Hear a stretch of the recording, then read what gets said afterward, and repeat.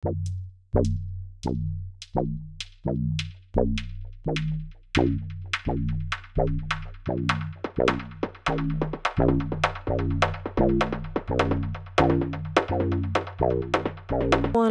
Viewers, কেমন আছেন সবাই? Welcome back to my channel শখের রান্নাঘর।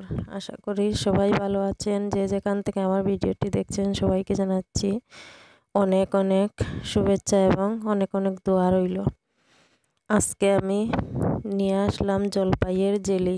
জলপাই দিয়ে জেলির রেসিপি দেখাবো আপনাদের। দয়া করে আমার পুরো ভিডিওটা দেখবেন এবং যারা আমার চ্যানেলটি সাবস্ক্রাইব করেছেন তাদেরকে অসংখ্য ধন্যবাদ। আর যারা করেননি তাদের কাছে ছোট্ট একটা অনুরোধ, একটা লাইক দেবেন এবং আমার পুরো ভিডিওটা দেখে যদি ভালো লাগে তাহলে সাবস্ক্রাইব করে পাশে থাকবেন। আমি এখানে 250 গ্রাম জলপাই সিদ্ধ করে জলটাকে ছেঁকে নিচ্ছি।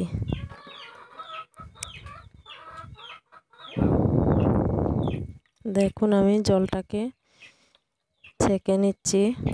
যতটুকু জল হবে ততটুকু চিনি এতে অ্যাড করতে হবে। এখানে আমি একটা চায়ের কাপে মেপে নিচ্ছি। আপনারা চাইলে যে কোনো মেজারমেন্ট কাপ দিয়ে মেপে নিতে পারেন।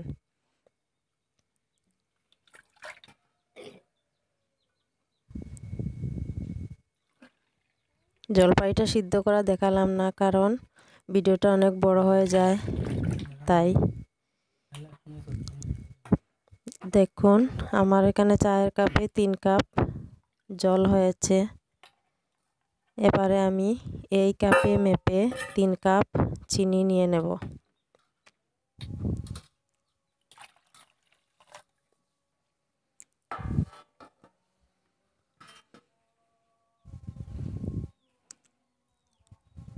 দেখুন চিনিটা অ্যাড করছি।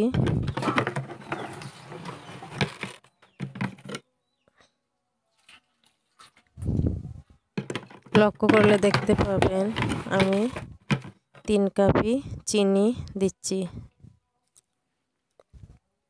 দিয়ে আবারও চুলায় বসিয়ে দেব।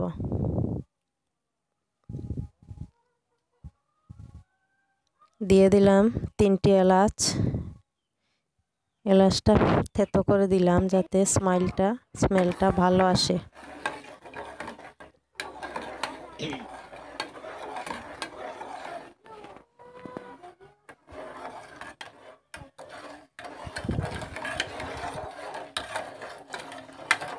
দেখুন আমি আস্তে আস্তে নেড়ে চিনিটা মিশিয়ে নিচ্ছি, কিন্তু এই চুলার আঁচটা কিন্তু একদম লোতে থাকবে।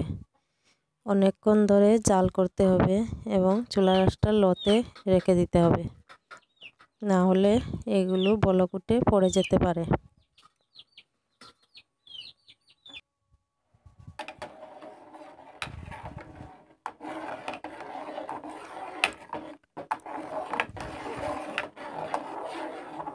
আমার ভিউয়ার্সদের কাছে আমার একটাই অনুরোধ, আমার ভিডিওটি যদি ভালো লাগে তাহলে আমাকে একটা লাইক দেবেন।